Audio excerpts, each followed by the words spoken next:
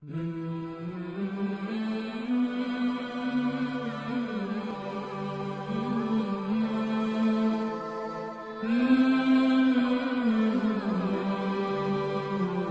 اس زمانے کا واقعہ ہے جب سلطان قطب الدین ایبک ہندوستان میں اسلامی سلطنت قائم کر کے دنیا سے رخصت ہو چکے تھے۔ سلطان شمس الدین التمش فقیروں کی صحبت میں رہ کر خود بھی کسی حد تک فقیرانہ مزاج کے مالک بن گئے تھے۔ روحانیت کی تعلیم نے ان کے دل و دماغ سے فرعونی نخوت اور غرور کے اثرات زائل کر دیے تھے، اور وہ ہندوستان کے ایک ایسے فرما روا بن گئے جن کے دل میں رعایا کی محبت اور خوف خدا جاگزیں تھا۔ حضرت خواجہ قطب الدین بختیار کاکی رحمت اللہ علیہ کی مریدی نے ان کو یہاں تک پگھلایا کہ وہ اپنی لامحدود سلطنت پر ناز کرنے کی بجائے اکثر راتوں کو خدا کے حضور خم رہنے لگے۔ اسی پاک بازی اور رقیق القلبی کے سبب حضرت قطب رحمت اللہ علیہ سلطان سے بہت محبت کرتے تھے۔ ایک روز سلطان شمس الدین التمش حضرت بختیار کاکی رحمت اللہ علیہ کی محفل سما میں باادب سر جھکائے بیٹھے تھے۔ عارفانہ کلام پڑھنے والے کی آواز اتنی دلکش تھی کہ در و دیوار اس کے اثر سے جھوم رہے تھے۔ خود خواجہ بختیار کاکی پر وجد کا عالم طاری تھا۔ جیسے جیسے مطرب کی پرسوز آواز تیز ہوتی جا رہی تھی، حضرت خواجہ بھی اپنے آپ سے بے خبر ہوتے جاتے تھے۔ جذب و مستی کی عجیب کیفیت تھی جس نے پوری فضا کا احاطہ کر لیا تھا۔ یکایک حضرت قطب گھبرائے ہوئے انداز میں کھڑے ہو گئے۔ آپ کے اس عمل پر تمام حاضرین چونک پڑے۔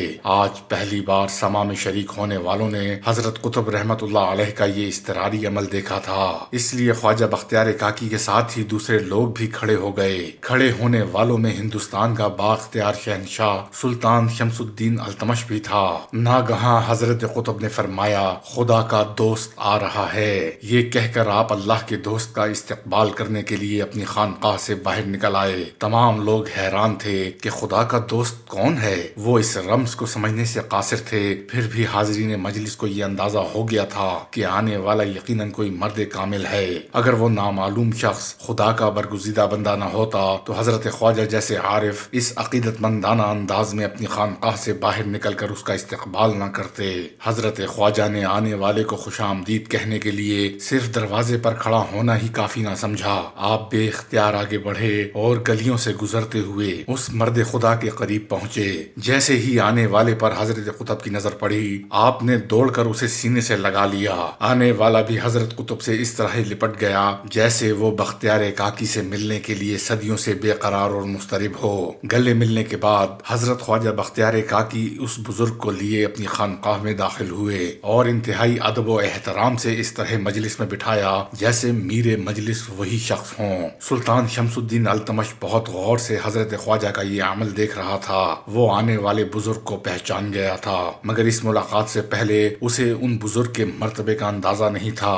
یہ بات اس کے تصور میں بھی نہیں آ سکتی تھی کہ حضرت خواجہ بزرگ کا اس قدر احترام کریں گے، لیکن جب اس نے اپنی آنکھوں سے یہ منظر دیکھ لیا تو بزرگ کی پاکیزہ شبیہ اس کے دل و دماغ پر نقش ہو کر رہ گئی۔ یہ بزرگ حضرت جلال الدین تبریزی سہروردی رحمت اللہ علیہ تھے۔ حضرت ابو القاسم جلال الدین رحمت اللہ علیہ تبریز میں پیدا ہوئے۔ تذکرہ نویسوں نے آپ رحمت اللہ علیہ کی تاریخ پیدائش 532 ہجری تحریر کی ہے۔ عام طور پر آپ کے بچپن کے حالات کا ذکر کتابوں میں نہیں ملتا، اور جہاں سے آپ کی شخصیت کا پتہ چلتا ہے وہ ایک ایسا زمانہ ہے جب آپ جوانی سے گزر کر پختہ عمر کی حدود میں داخل ہو چکے تھے۔ اسی عہد میں یہ بات ظاہر ہوتی ہے کہ حضرت جلال الدین ابتدا میں ایک پرشکوہ بادشاہ تھے۔ حکمرانی کے دور میں آپ کی دنیا پرستی کا یہ عالم تھا کہ زمین پر قدم رکھتے ہی آپ کو عجیب سا احساس غرور ہوتا۔ اس قدر قیمتی لباس پہنتے کہ لوگوں کی نظریں پیرہن شاہی پر نہ ٹھہرتیں۔ غرض آپ رحمت اللہ علیہ کی شخصیت میں وہ تمام باتیں جمع ہو گئی تھیں جو ایک دنیا دار بادشاہ میں ہونی چاہیے۔ آپ رحمت اللہ علیہ شب و روز عیش و عشرت میں پڑے رہتے، یہاں تک کہ شہنشاہیت کے ہنگاموں میں ایک لمحے کے لیے بھی آپ کو عاقبت کا خیال نہ آتا۔ عجیب سی سرمستی کی کیفیت تھی جس نے جلال الدین تبریزی کو صراط مستقیم سے ہٹا کر ان بادشاہوں کے راستے پر لگا دیا تھا جو انسانی زندگی کو صرف اسی دنیا تک محدود سمجھتے ہیں اور پھر اس نشے میں بندگان خدا کے حقوق کو پہچاننے سے انکار کر دیتے ہیں۔ حضرت جلال الدین تبریزی اپنی بے خبری کے زمانے میں ایک ظالم حکمراں تو نہیں تھے، لیکن یہ بھی ایک حقیقت ہے کہ دوران حکومت آپ اتنے خدا ترس بھی نہ تھے کہ آپ کی راتیں قیام میں گزرتیں اور دن یاد خدا نظام بسر ہوتے۔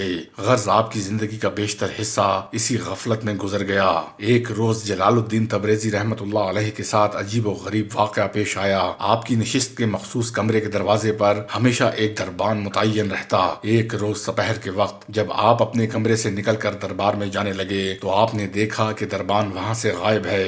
آپ نے شدید غصے کے عالم میں اسے پکارا اور غضبناک حالت میں کمرے سے باہر نکل آئے۔ آپ کی آواز سنتے ہی کئی پہرے دار لرزتے ہوئے دوڑ پڑے، مگر وہ خصوصی دربان پکارنے پر بھی نہیں آیا۔ آپ نے چاروں طرف اپنی قہر آلود نگاہیں دوڑائیں اور پھر وہ دربان نظر آ گیا جو محل کے ایک گوشے میں عصر کی نماز پڑھ رہا تھا۔ چند لمحوں تک آپ پر غصے کی عجیب کیفیت طاری رہی، مگر زبان سے کچھ نہیں کہا، یہاں تک کہ تھوڑی دیر بعد آپ پرسکون ہو گئے۔ دربان شریعت کی تمام پابندیوں کے ساتھ نماز ادا کر رہا تھا۔ حضرت جلال الدین تبریزی خاموشی سے دربان کو عبادت کرتے ہوئے دیکھتے رہے۔ آخر نماز ختم ہوئی اور دربان نے دعا کے لیے ہاتھ اٹھا دیے۔ وہ اپنے مالک حقیقی سے زیر لب کچھ مانگتا رہا، اور جب دعاؤں کا سلسلہ بھی ختم ہو گیا تو وہ اٹھا اور اس نے قریب ہی زمین پر رکھے ہوئے ہتھیار اٹھا لیے اور انہیں جسم پر سجایا۔ پھر آگے بڑھا اور حضرت جلال الدین تبریزی کو دیکھ کر آداب شاہی بجا لایا۔ محل کے دوسرے پہرے داروں کا عجیب عالم تھا۔ شدت خوف سے ان کے دل دھڑک رہے تھے۔ ہر محافظ کو یقین تھا کہ اب اس محافظ کو دنیا کی کوئی طاقت موت سے نہیں بچا سکتی۔ انہیں یہ دیکھ کر حیرت ہو رہی تھی کہ دربان کے چہرے پر خوف کی ہلکی سی رمق بھی نہیں ہے۔ آخر جلال الدین تبریزی کے ہونٹوں کو جنبش ہوئی اور پھر محل کی فضا میں ایک شہنشاہ کی آواز گونجنے لگی۔ تم یہاں کس لیے آئے ہو؟ حضرت جلال الدین تبریزی نے انتہائی خشمگین لہجے میں دربان سے پوچھا۔ خدمات شاہی انجام دینے۔ دربان نے اپنے فرما روا کو انتہائی ادب و احترام کے ساتھ مختصر جواب دیا، مگر کچھ دیر پہلے تو تم اپنے فرائض کو بھول کر دوسرے کام میں مصروف تھے۔ کیا تمہیں اسی لیے ملازم رکھا گیا ہے؟ جب تمہاری بے خبری کا یہ عالم ہے تو تم کس طرح ہماری حفاظت کر سکتے ہو؟ حضرت جلال الدین تبریزی کے لہجے میں تلخی بادستور تھی۔ اس میں کوئی شک نہیں کہ میں دربار شاہی کا ادنا خدمتگار ہوں، مگر ایک لمحے کے لیے بھی اپنے فرائض سے غافل نہیں۔ حضور جس چیز کو میری غفلت سمجھ رہے ہیں وہ در حقیقت فرض شناسی ہے۔ جو ذمہ داریاں مجھے سونپی گئی ہیں میں ان کو اس حد تک پورا کرتا ہوں کہ اگر آپ رات کے 3 بجے بھی تشریف لائیں گے تو مجھے جاگتا ہوا پائیں گے۔ میں ایک دن بھی اپنے اوقات کار کے دوران نہیں سویا۔ میں حکومت کا معمولی ملازم ہوں۔ آپ جب بھی مجھے آواز دیں گے میں سر کے بل چلا آؤں گا، مگر جب اس کائنات کا حقیقی شہنشاہ پکارے گا اس وقت میں دنیا کے کسی بادشاہ کا حکم نہیں سنوں گا۔ آپ جس گھڑی کمرے سے باہر تشریف لائے اس سے تھوڑی ہی دیر قبل مجھے حقیقی شہنشاہ نے پکارا تھا، حی علی الصلاۃ، اور نماز کی طرف۔ میں اس کا گنہگار ترین بندہ سہی، لیکن نافرمانی میرا شعار نہیں۔ اس نے مجھے آواز دی، میں دوڑا ہوا چلا گیا۔ یہ تو شاہی محل کا گوشہ عافیت ہے، خدا وند ذوالجلال کی قسم، اگر وہ مجھے سر مقتل بھی پکارے گا تو میں اسی انداز میں چلا جاؤں گا، میرے قدموں میں کوئی لغزش نہ ہوگی۔ دربان نے عجیب سے لہجے میں جواب دیا، اور پھر حضرت جلال الدین کے چہرے کی طرف دیکھتے ہوئے اپنی بات جاری رکھی۔ اگر آپ کی نظر میں یہ فرض شناسی نہیں تو میں شاہی اعزاز واپس کرتا ہوں۔ مجھے اجازت دیجیے کہ میں اس محل سے دور اپنی روزی تلاش کروں، یا پھر آپ کی سلطنت کی حدود سے نکل کر خدا کی وسیع زمین پر کہیں اور چلا جاؤں۔ میں اپنی فرض شناسی کی وضاحت کر چکا۔ پھر بھی اگر حضور کے خیال میں مجھ سے کوئی غلطی سرزد ہوئی ہے تو میں سزا کے لیے تیار ہوں، چاہے آپ کے قانون میں یہ سزائے موت ہی کیوں نہ ہو۔ محل کے در و دیوار نے آج تک ایسی بے باک گفتگو نہیں سنی تھی،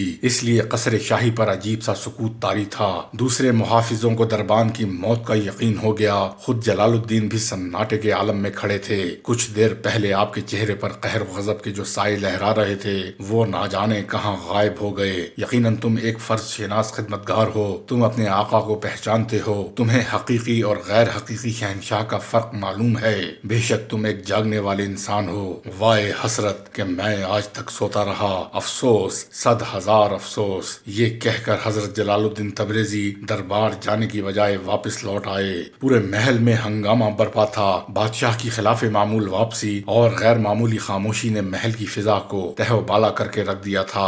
آپ کسی سے کچھ کہے بغیر اپنے کمرے میں چلے گئے۔ جب حضرت جلال الدین کی بیگم کو اس اچانک واپسی کا علم ہوا تو وہ مضطرب ہو کر آپ کے کمرے میں پہنچی اور مزاج پرسی کرنے لگیں۔ حضرت نے پرسکون پرسکون انداز میں بیگم کو بتایا کہ ان کی طبیعت ٹھیک ہے مگر حکومت کے کچھ ضروری کام ہیں جو تنہائی طلب ہیں۔ بیگم آپ کا یہ جواب سن کر مطمئن انداز میں واپس چلی گئیں، مگر آپ کی بے قراری بڑھتی گئی، یہاں تک کہ حضرت جلال الدین تبریزی رات بھر کمرے میں ٹہلتے رہے اور پھر ناقابل بیان کرب میں ڈوبی ہوئی یہ رات بھی گزر گئی۔ صبح ہوئی اور جیسے ہی اذان کی آواز سنائی دی آپ بے اختیار رو پڑے۔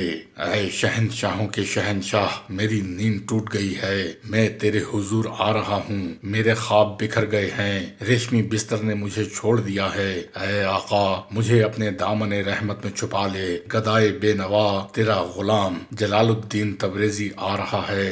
اس کے بعد آپ نے نماز فجر ادا کی اور پھر بیوی بچوں کو مختلف نصیحتیں کرنے کے بعد یہ پرشکوہ بادشاہ ہمیشہ کے لیے دنیاوی اقتدار سے محروم ہو گیا۔ اسے کسی دشمن نے میدان جنگ میں شکست نہیں دی تھی بلکہ وہ خود اپنے ضمیر سے شکست کھا گیا تھا۔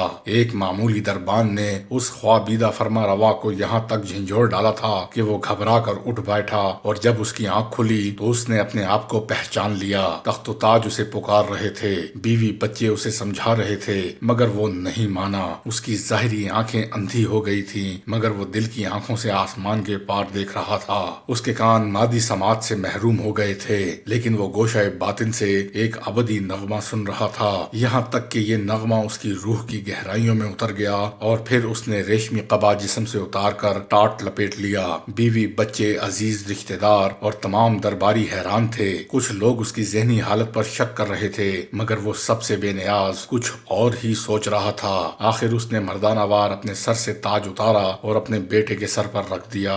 ایک لمحے میں 30 سالہ دور اقتدار کا خاتمہ ہو گیا اور اس کی پیشانی پر ہلکی سی شکن تک نہ تھی، اور جب وہ قصر شاہی سے اٹھ کر چلا گیا تو اس کے پاس بے شمار دولت تھی۔ لوگ اب بھی اس کی نیت پر شبہ کر رہے تھے لیکن وہ لوگوں کی تمام قیاس آرائیوں سے بے پرواہ محل سے نکل کر ایک طرف روانہ ہو گیا۔ اس کے قدم تیز رفتار تھے۔ مملکت کے لوگ اپنے بادشاہ کی آخری منزل کے بارے میں جاننے کے لیے بے چین تھے، آنکھیں برابر اس کا تعاقب کر رہی تھیں، اور پھر لوگ یہ دیکھ کر حیرت میں ڈوب گئے کہ بادشاہ ایک فقیر کی خانقاہ میں داخل ہو رہا ہے۔